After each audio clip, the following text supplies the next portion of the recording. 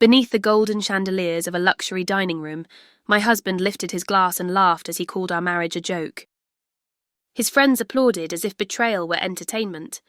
I stood behind the door, hearing every word, holding the weight of 12 years in my hands. But instead of breaking, something inside me aligned with a sharp, steady clarity. That night I did not argue. I did not beg. I walked out and began building the empire he never believed I could. The glasses sang before anyone spoke. Crystal lips touched crystal lips, a bright chime that slipped through the crack of the French doors and carried across the polished wood of the private dining room at Arden and Ash. Beyond the glass, men laughed in warm light. On this side, in the cool hush of the corridor, Ava Sterling stood with her hand on the brass handle and listened. The room was a theatre of success. A chef's table glowed under pendant lamps. A bottle of Western Reserve 2012 waited in a silver cradle like a promise. Linen shone. Silverware lined up in soldierly rows. On the credenza, a leather folio held the cheque, already tagged to the Arden Circle account that bore Ava's name. The scent of rosemary and char drifted out on a ribbon of heat each time a server entered. She had chosen the menu. She was paying for the evening. She had arranged it so Cole could celebrate a small milestone with his oldest friends. Inside, Cole Maddox lifted his glass and smiled the smile he wore in photographs. "She has drifted," he said lightly at first, as if he were teasing the weather. "I build vision. She drowns us in spreadsheets." Ava did not move. She watched the trembling reflection of the room in the doorpane, as if the glass held a second dinner where everyone told the truth. Jared Pike leaned back, pleased to be an audience. Ben Rollins raised his glass, eager to bless a sentiment. Lucas Crane's laugh was a quick flare. "Come on, Cole," Lucas said. "She is not in your league anymore." The words landed like dropped cutlery. For a moment, Ava heard only the pulse in her ear. Cole's hand, visible through the glass, rested near the stem of his wine. The fingers were steady, but the thumb pressed a nervous half-moon against the linen. He was not a villain in a mask. He was a man afraid of being left behind, and the fear had curdled into something he could share. "Here is to freedom next year," Ben said, and the three men lifted their glasses as if they were lifting a gate. A server passed Ava in the corridor, nodding without question. On her phone, the payment screen glowed with the Arden Circle crest. The total was the cost of a small mistake. The camera caught her face for a moment in the black glass, composed and unremarkable, the face of a woman who had learned to breathe through storms. Inside, Cole exhaled and added, "Lower now. Our marriage is a joke at this point." The sentence cleared a space. It was said not to her, but it was said. It took the shape of the room, found a chair among friends, and sat down. Ava opened the door. Light washed across her like a soft interrogation. Conversation fell into silence, the kind of silence that is not empty but full of everything unsaid. Cole's smile collapsed into something smaller. Jared lowered his eyes to the table. Lucas looked at the bottle as if wine could explain the moment. Ben's raised glass hovered, embarrassed by the height. Ava stepped to the head of the table, where the leather folio waited. She rested her fingertips on it. The Western Reserve breathed quietly beside her.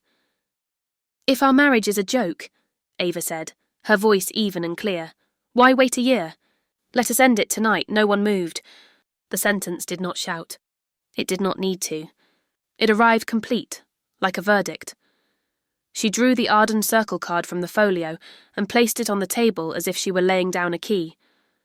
She did not look at Cole. She did not look at the men who had rehearsed his bravado. She stood for the length of one measured breath, then turned. "Wait," Cole said, pushing his chair back. The legs scraped the floor, a brittle sound. "Ava, I did not mean—" In the corridor again, she paused long enough for him to catch up. He stopped a half-step away, careful not to touch her as if contact would trigger a trap. "I do not recognize us anymore," he said. The words left his mouth in a rush, a frightened truth wedged into a coward's timing. In his eyes lay something raw and young, the boy who had once believed that vision was a crown you could simply wear. Ava studied him as if he were a painting that had been hung slightly crooked for years. "I recognize patterns," she said. "I always have." The maitre d' approached with concern wrapped in discretion. Ava inclined her head. "Please charge the account on file," she said. "The party may continue," It was a small mercy, and it felt like closing a door quietly. She walked out into the lobby, where the marble floor turned the light into a shallow lake. Beyond the glass of the restaurant's entrance, Brookhaven's evening unspooled along western hills, headlights weaving patient lines over the rise. She did not hurry. Fury wanted speed. Dignity chose pace. Outside, the air was winter clean. The sign over the valet stand threw Arden and Ash in a pale gold onto the hood of her car.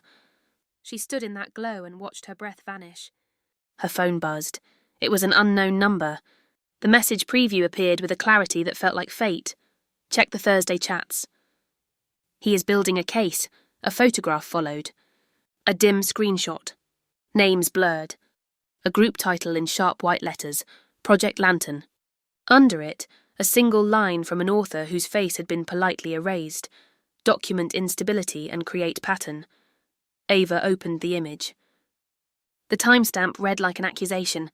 The font was small and cold. She scrolled. A second image waited, then a third, each one tasting of strategy and contempt. This was not drunken talk.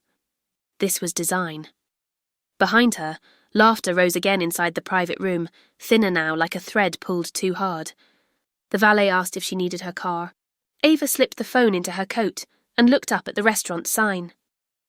The letters trembled in the polished curve of the hood. She could cry. She could storm back in. She could make a scene that would fill the room with her pain and leave nothing but smoke. She did none of those things. Ava unlocked the car and slid into the driver's seat. The cabin light set her face in a calm, pale frame. She placed the phone on the console and opened her notes. She typed 3 words and set them on the first line like anchors: chats, finances, access. In the rearview mirror, the door to the private dining room swung inward, and a wedge of laughter escaped, already forgetting its own shape. Cole's silhouette hovered and then retreated. The door closed. Silence pressed its cool hand to the glass. Ava started the engine. The dashboard bloomed. The street opened in front of her like a ledger. She took a breath that began in an old life and ended in a new one. The phone vibrated again. Another message from the same number. This one held no images, only a sentence that stripped the night to bone. He calls it Project Lantern. Thursdays. Private thread. Ava looked at the restaurant's reflection one last time, then pulled out into the slow, steady river of lights. The city lifted to meet her. She turned toward the Hotel Rowan without telling herself it was a plan. It already was. Behind her, Arden and Ash receded into a clean geometry of glass and gold. In front of her, the road stretched like a promise that required work. She did not cry. She began. The room at the Hotel Rowan was small enough to hold a single decision. Ava set the keycard on the desk and stripped the space of its softness. She cleared the brochure stack, pulled the chair to the window, and made a table on the floor out of the low ottoman and the empty luggage stand. On the bed she laid a grid of printer paper and sticky notes. Chats, finances, clients, human resources. She printed the images from the anonymous number and circled 3 phrases in red ink, as if they were exits on a map. Document instability. Create pattern. Move key accounts. The city drifted below the window in a patient hush. She worked through the hours before dawn, not fast, not frantic, but with the method of someone who respects the weight of facts.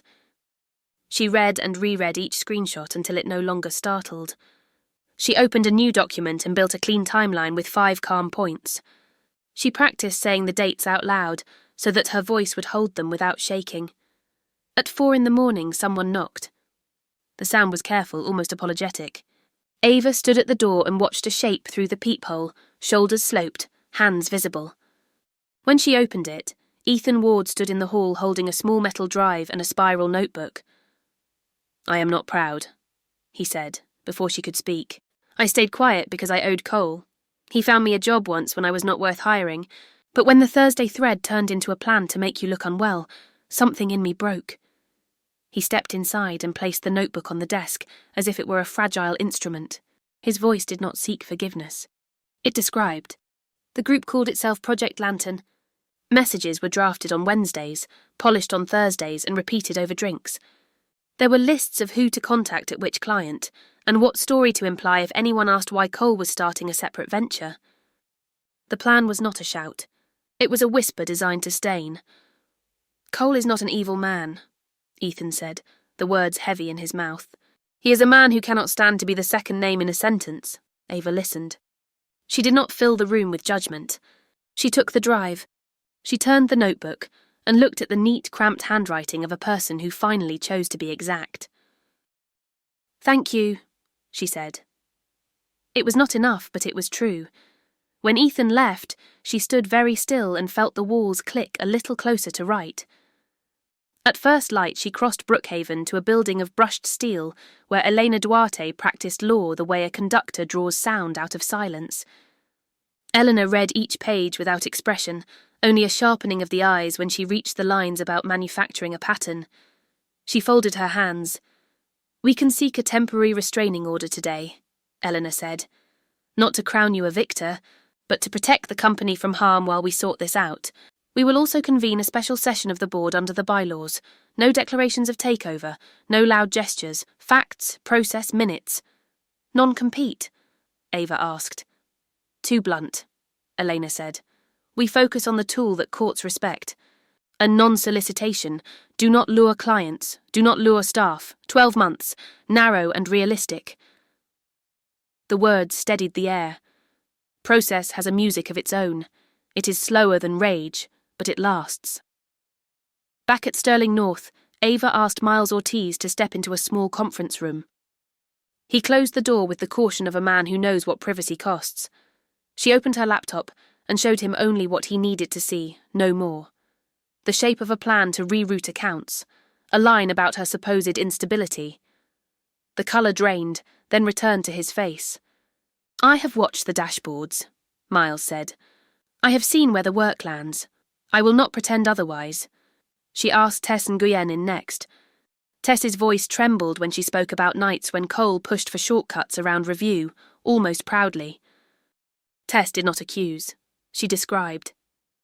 Ava thanked her, and each thank you placed another small stone on the side of the scale that prefers sunlight.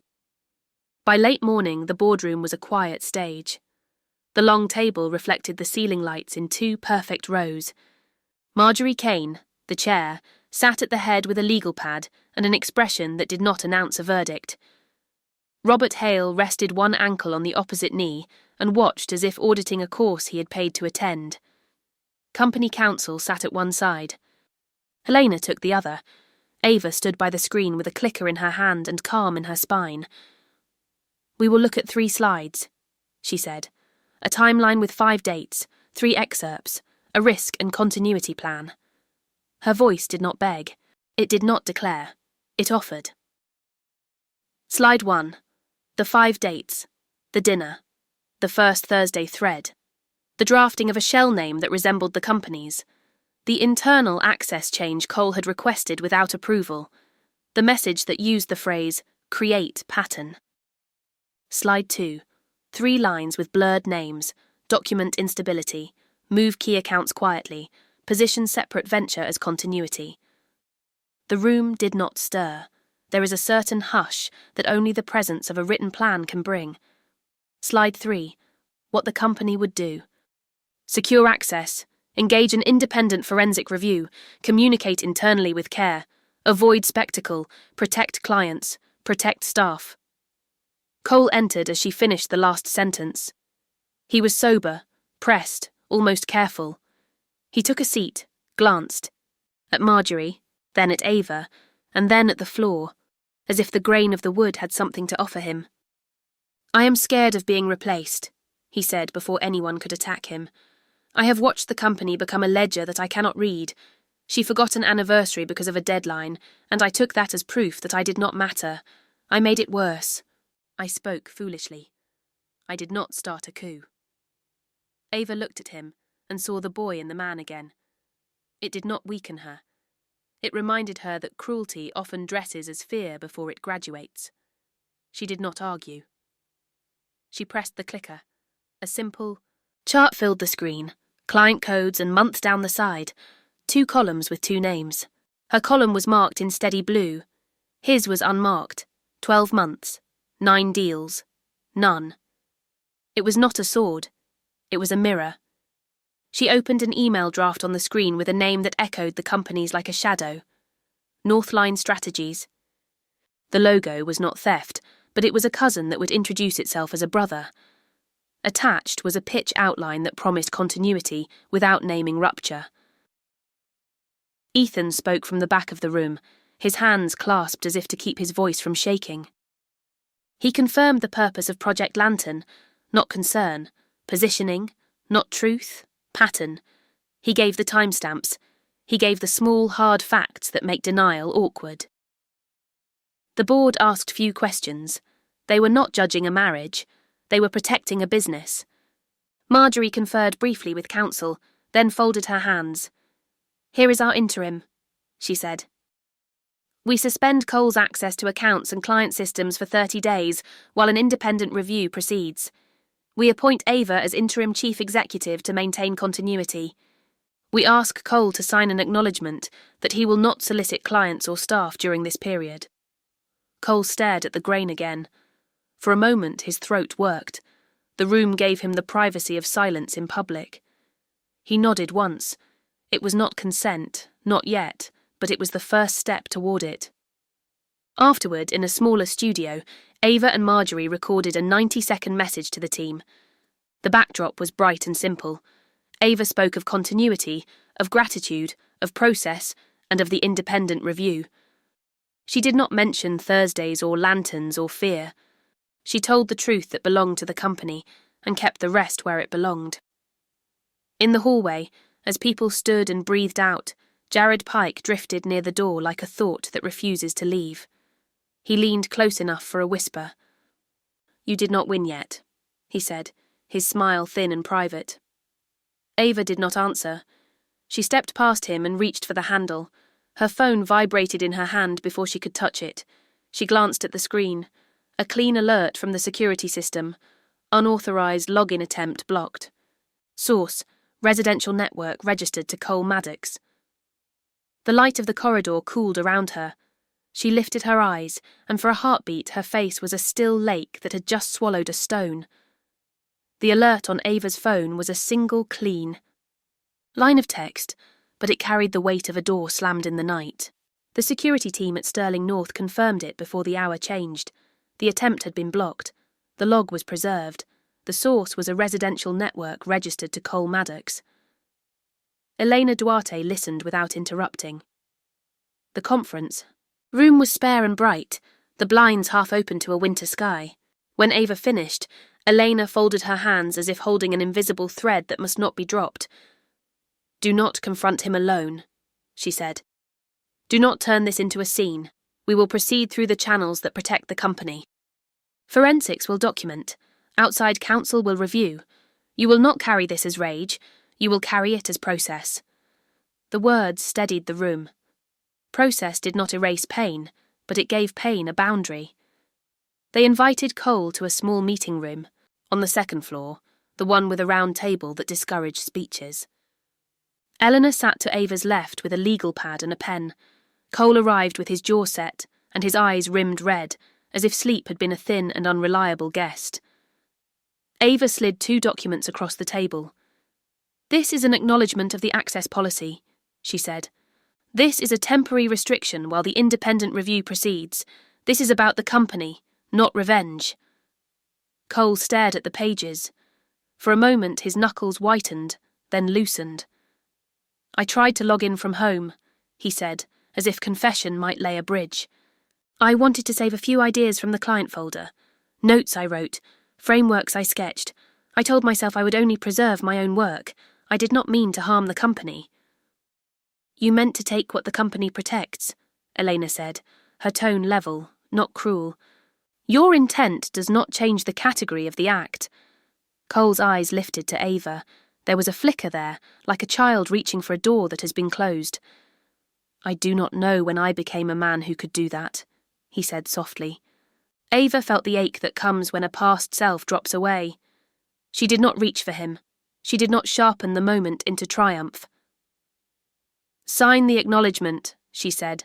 "Let the review proceed." He signed. The pen left a careful signature that looked like a person trying to remember who he was when letters felt simple. In the afternoon they met again, this time with numbers on the table. Elena presented a separation framework without theatre and without malice. The company would buy back Cole's equity at a price determined by an independent valuation. Cole would agree to a 12-month non-solicitation of clients and staff. If a limited transfer of knowledge was needed, a short consulting period would be capped at 6 months with a defined scope and a ceiling on hours. "It is market reasonable," Elena said. "It is not punitive. It is protective." Cole's phone buzzed. He glanced at the screen and the corners of his mouth tightened. "Jared thinks I should fight," he said, as if floating a small raft into the middle of a fast river. Ava watched him consider the mirror he had avoided for months. "Jared will not live with the consequences," she said. "You will." Cole stared at the contact name. A different choice entered the room with the quiet of a new weather pattern. He silenced the call and turned the phone face down. "I will review the terms," he said. The words were not brave, but they were honest. The next morning, Ava stood in front of her team for 10 minutes. No lights, no slogans. Only steady air. "We honor facts," she said. "We will be boringly excellent." It sounded like a promise that had learned humility and chosen it. Tess Nguyen crossed the room to the project map and pinned a small flag at the bellwether lane labelled renewal. The gesture was practical and tender, the way a hand smooths a tablecloth before a meal that matters. The applause was brief by design. Later that week, Cole asked for 5 minutes with Robert Hale. They met in a glass corner near the stairs, where the city cut the sky into patient shapes. Cole spoke of vision, and of a pipeline he could develop when freed from processes that felt like anchors. Robert listened with the kindness of a person who has balanced more sheets than speeches. "Pipelines approved by purchase orders," Robert said. The sentence could have bruised if spoken differently. He delivered it like a bell rung once in an empty chapel. Cole nodded. The meaning settled. On signing day, the room smelled faintly of paper and winter coats. Eleanor slid the final agreement forward. Cole read the last page with the focus of a man measuring the distance to a shore he had not planned to swim toward. He signed. The pen did not hesitate. They stood. For a heartbeat, both seemed to be looking at the same invisible line on the carpet, the place where a marriage became history and a company became whole. Ava spoke first. "You were never beneath me," she said. "You just refused to stand with me." Cole's mouth opened, closed, opened again. The words that wanted to be apology faltered, then faded. Humanity is sometimes the silence between two incomplete sentences. He gathered his coat and left without looking back. The epilogue did not arrive as spectacle. It arrived as work that held. A short montage of mornings made its case. Ava signed the lease on a brighter floor with glass walls that gathered light instead of trapping it. Ledger Weekly ran a measured profile with a headline that gave no crown and required none. "Steady hands at Sterling North." Bellwether renewed and expanded. The team clapped once, twice, 3 times, then returned to their desks because clients waited, and quiet excellence has its own applause. One evening, after a day that had begun before sunrise and ended with the satisfaction of boxes checked, Ava stopped at Brookhaven Market. The Isle of Oils was a mild green corridor. She compared labels like a ritual, the slow choosing of a life that belonged to her. At the far end of the aisle, Cole turned the corner with a handbasket that held bread, eggs, and a modest bottle of wine. He saw her. He paused. For a moment the past stood up between them and tried to speak. Ava inclined her head in a simple greeting that was neither invitation nor dismissal. She returned to the label in her hand and read the small print about origin and press. The store's hum was a gentle machine. The world did not lean in to witness. It did not need to. In her mind, a single sentence rose and placed itself where narration would one day be. Some endings are just rooms you decide to walk out of and never walk back into. Her phone buzzed as she placed the bottle in her basket. Tess's message glowed. Bellwether wants a 3-year partnership. Ava smiled, slipped the phone into her coat and pushed the cart toward the register. The lights of Brookhaven softened beyond the automatic doors, the night holding a shape that felt like a promise made of steady steps. She did not hurry. She did not look back. The doors opened. The scene cut to black. There are nights that split a life into before and after. The evening at Arden and Ash was mine. A door opened, a sentence cut the air, and the future stepped forward without asking permission. I did not raise my voice. I did not plead my case. I chose a different instrument. I chose the quiet power of leaving. If there is a lesson in what followed, it is not that triumph requires spectacle. It is that dignity, carried steadily, becomes a form of strength that cannot be borrowed and cannot be faked. Rage is a bright fire that burns fast and blind. Process is a lamp you can carry through a long corridor. I learned to trust the lamp. There is another lesson, gentler and harder. The people who wound us are not always monsters. Sometimes they are frightened souls who do not know how to stand beside what they love. Recognizing their fear does not oblige us to live inside it. Compassion can coexist with boundaries. You can see a person's ache and still step away. You can wish them healing and still lock the door behind you. When I walked out of that dinner, I did not walk toward glory. I walked toward work. I wrote timelines. I asked for help. I spoke in rooms where truth mattered more than volume. I learned that excellence is not loud, and that consistency is a form of courage. In time, the noise faded. The work remained. The work always remains. If you are listening with a knot in your chest because you have been diminished in rooms you paid to enter, know this. Your worth does not depend on who claps at the table. It depends on what you build when the room falls silent. It depends on the choices you make when no one is watching, and on the rooms you refuse to stay in when the cost is your self-respect. I will not pretend that leaving was painless, or that rebuilding was swift. But I will tell you that there is a strange peace on the other side of a hard boundary. It sounds like your own breath returning. It looks like a morning that belongs to you. It feels like a life aligning with its truest shape. So if the moment comes, and the words that betray you arrive dressed as a joke, remember this story. You do not need the last argument. You need the next decision. Choose the door. Choose the lamp. Choose the work that will outlast the noise. And trust that the quiet you carry step by step can illuminate an empire that no one can take from you.